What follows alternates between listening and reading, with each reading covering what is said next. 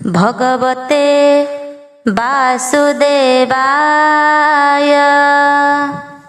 अष्टम स्कंध सप्तम अध्याय। मंथन जात विष डरे, अखिल लोक स्तुति कले। ता शुणी रुद्र विषपान, करिले सप्तमे वर्णन। श्री शुक उवाच व्यासनंदन अनुरागे, कौन्ती परीक्षित आगे। देवदानवे एक मेले, प्रवेश होइले पाताले। वासुकी निकटे मिलिले, समुद्र मंथने बरिले। गोविंद आज्ञा सिरे धरी, उभय रूप अंगीकरी। धरणी धरी एक रूपे, मिलिला क्षीरोद समीपे। देहरे बेष्टि महागिरी, रहिला विश्वरूप धरी। देवे सकलत समने, आरंभ समुद्र मंथने। वासुकी फणा आग धरी, देवंक तुले नर हरि।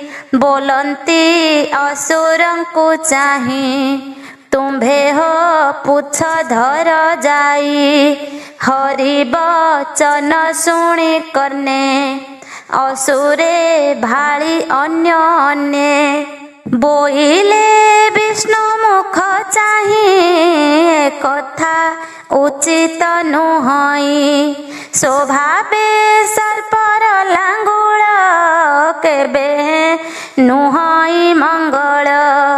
आम्भे देवंक अग्रे जात, पवित्र कश्यपंक सुत। धर्म धर्म आम्भे जाणु, आगम निगम प्रमाणु। प्रख्यात जनकुलशील, केमन्ते धरिबु लांगुल। आम्भर एणे कार्य नाही, एमन्ते भग्न चित्ते रही। सर्वसुरे एक मेळे, रहिले क्षीर सिंधु कूले। बसिले आरंभ उपेक्षी, पुरुषोत्तम ताहा देखी। पुछ धइले श्रीरंग, सर्वदेवता घेनि संग। मंदर धरि बाहुबळे, स्थापिले क्षीर सिंधु जळे। स्वभावे गभीर जलधि, योजन 8 लक्ष भेदी। गिरि पड़िला रसा तळे, खोजिन पाइले सकळे। तीरे उठिले दुख मने, बदन चाही अन्य अन्ये। नसिला निज पुसुकार, हृदय के बहु अहंकार। दैव बल बलियार, नासई आरंभ सकल। देवदानव विष्णु पासे, रही चाहांती 10 दिशे। ताहांक दर्प भंग चाही, महामहिम भावग्राही। पाताळे कूर्म रूप धरी, पृष्ठे बसाई महागिरी। उठिले घेनि गिरिवर, तीरे देखंती देवासुर। जेसने सरोवर मध्ये, पद्म प्रकाश होए ऊर्ध्वे। गिरिजो जन 11 जले रहिला अवशेष।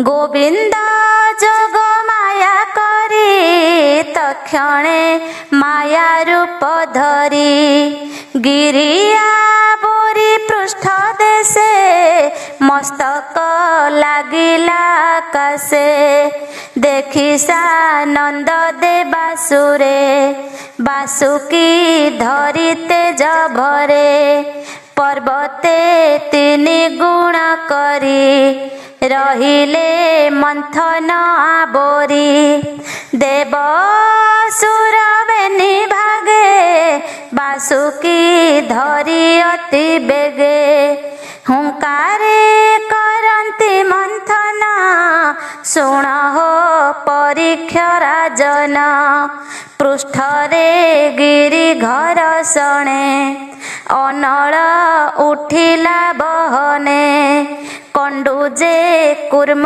पृष्ठे थिला तक्षणे उश्वास होइला कंडु घर्षण सुख बुझी से कूर्म बेनी चक्षु बुझी सुखे निद्रित नारायण केक्षहे अचल धारण पुणी गोविंद अंतरिक्षे मिलिले देवंक प्रत्यक्षे देवसुर अल्प बल जानिले प्रभु आदि मूल तक्षणे प्रभु भावग्राही देवदानव मध्ये जाई पशिले ताहांकर चिते बल होइला अप्रमिते बासुकी देहे नरहरि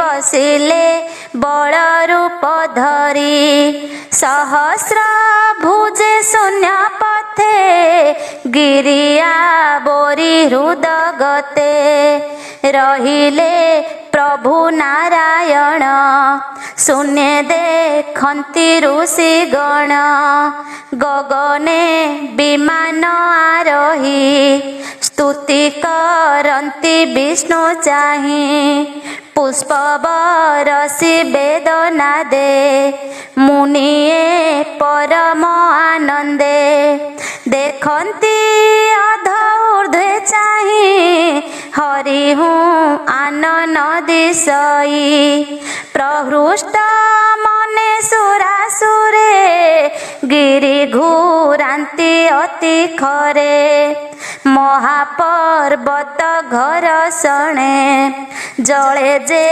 थिले जंतु गणे जलधि मध्ये क्षोभ पाई तीरे रहिले स्थिर होई एमंते बासुकी शरीरे अति मंथन खेद भरे गरल छाड़े अति दुखे बरसा प्राय सहस्र मुखे बासुकी सहस्र बदने निश्वास छाड़े घन घने तार निश्वास दावानल पुरिला दिग अंतराल निश्वास अग्नि धूम लागी देवदानवे दुख भागी चाली न पारंती मंदर ताहांकु देखि दामोदर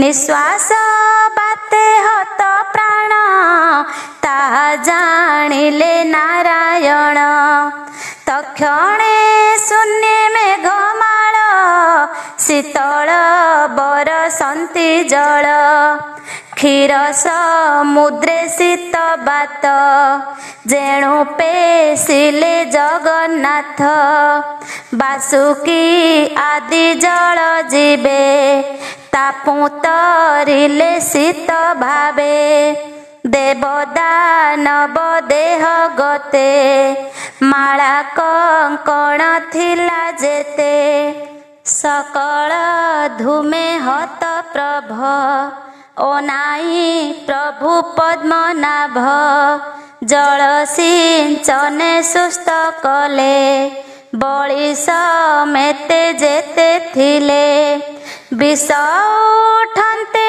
महाजले जे जल जंतु थिले तले बिकले बुली छटपटे पुणी गभीरे पुणी तटे से विष बेगवंत जले दिग पूरिला अंतराळे समस्ते अध ऊर्ध्व मध्ये जंतुए पलांती विषादे डाकंती ऊर्ध्व मुख करी रख हे प्रभु शूलधारी सही न पारी मुकसण तो पादे पशिलु शरण हर समीपे मुनिगण मिली करंती प्रदक्षिण जे दुख वन धूमकेतु अशेष अपवर्ग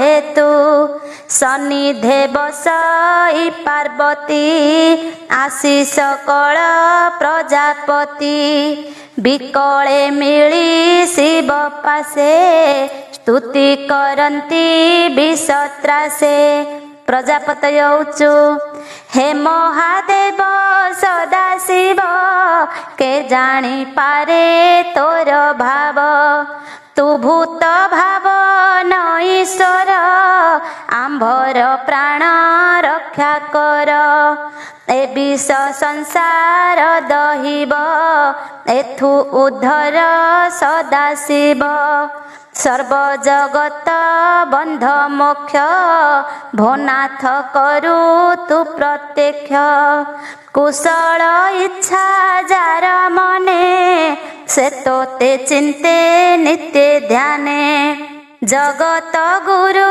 नाथ तुही जे तोते शरण पसई स्वशक्ति तोर गुणमयी से भावे सर्ग स्थिति होई प्रलय करू नाथ तुही तू ब्रह्मा विष्णु रुद्र देही तू ब्रह्म परम गुप्त सद असद भाव मत प्रकाशु नाना शक्ति रूपे तू आत्मा रूप मोह कल्पे जगत आदि शब्द जोनि प्राण इंद्रिय गुण घेनी तू काल यज्ञ सत्यरत तू ब्रह्म अच्छिद्र त्रिवृत अनल तुम्भर बदन आदित्य शशांक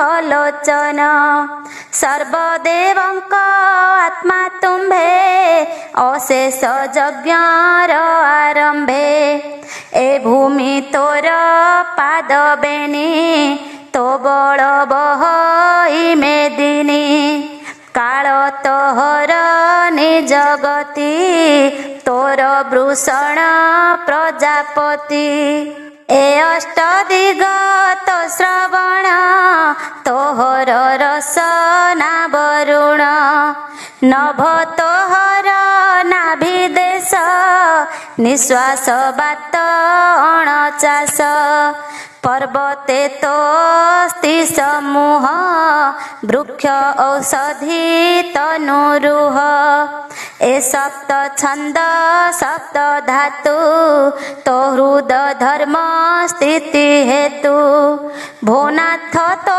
पंचवदन पंचोपनिषद वचन अष्ट उत्तर तीन शत मंत्र वर्ग उदित तो परमात्मा तत्व धाम एणु तोहर शिव नाम ज्योति स्वरूपे तोर बास तू प्रभु परम प्रकाश अधर्म तो शरीर छाया तोर आश्रित तोर माया तो तीन नेत्र तीन गुण जे गुणे संसार धारण जे छंदमय शास्त्र इच्छा जे भावे ऋषिंकर शिक्षा अखिल लोक पाल तुही तो अंत केही न जानई बिरंची बई कुंठ धाम सुरेन्द्र गणे नहे गम्य परम ज्योति तो आनंद तेबे हे गुणे नहे भेद काम त्रिपुर घोर काल दक्षर यज्ञ ध्वंस कल जेबा अछंती भूत द्रोह जे अबा क्रोध लोभ मोह एहांकु करू तु दहन तु नाथ आदि निरंजन सृष्टि को अंत काले धरी तृतीय नेत्र तु आबोरी प्राणी की करू आत जात एणु तो नाही आदि अंत जे आत्मा राम ए जगते तो पाद चिंते अविरते जे बात तपस्या करी भजे तो रूप ध्यान भावे पूजे तोते आश्रय जे करंती ए घोर संसार उतरंती आंभे जे घोर विष भये शरण गलु तोर पाए ए घोर भयु कर त्राण भोनाथ रख आंभ प्राण श्री शुक उवाच ताहांक दुख देखि हर कृपारे होइण कातर सुहृद सर्वभूते सेहि कहन्ति प्रिया मुख चाहि शिव उवाच ए विषते जे दश दिश केबे हे नदी से प्रकाश एणु ब्रह्मांड निश्चय गला अकाले प्रलय होइला भये कंपई तिनि पुर आकाशे कंपे सुरेश्वर देख भवानी प्रजांकर दुख होइला भयंकर समुद्र मंथनु ए जात एथु रखिबा मो उचित जे करे दिन उपकार से धर्म ज्ञानी कर सार दुख जे परित्राण करे संकटु प्राणी की उद्धरे ता जन्म धन्य ए संसारे जे रहे पर उपकारे साधु जनंकर ए गति केबे हे धर्म न छाड़ंती क्षण भंगुर ए शरीर सुदृढ़ पर उपकार श्री शुक उवाच एमंत शिवंक वचन अंबिका शुणी तो समन रुद्र चरण शिरे धरी मधुरे कहन्ति गौरी देवी उवाच भोनाथ जगत ईश्वर देवंक बोल तुम्भे कर ए घोर विष कर ग्रास संसारे थिब तुम्भ जस धर्म करंती जेते प्राणी ताहांकु तोष वक्र चक्र पाणी श्री शुक उवाच एमंते गौरी बचने रुद्र उठिले तोष मने क्षीराब्धि तटे विजे करी कर अंजलि विषे भरी उत्कट घोर महाविष एकाग्रास के कले ग्रास रखिले अशेष भुवन शुण हे परीक्ष राजन कंठ दिशिला नील प्रभा साधु जनकर शोभा साधु जनक मत एही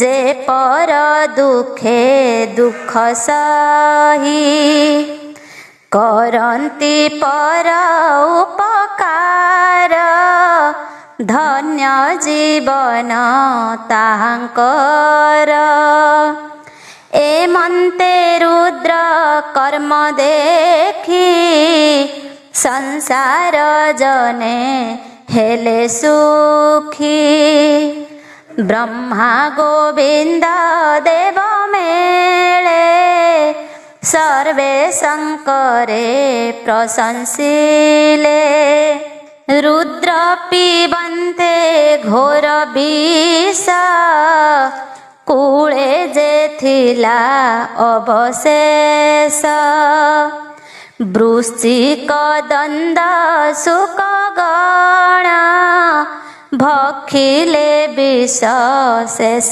कण बोलई विप्र जगन्नाथ विष भक्षिले उमाकांत ए क्षीर सागर मंथन शुणी पवित्र हुआ जन सुसाधु जनकर हिते अष्टम स्कंध भागवते भाषा प्रबंधे गीत नादे शुण सुजने अप्रमादे इति श्रीमद्भागवते महापुराणे पारमहंस्यां संहितायां अष्टमस्कन्धे समुद्रमन्थने रुद्रविषभक्षणं नाम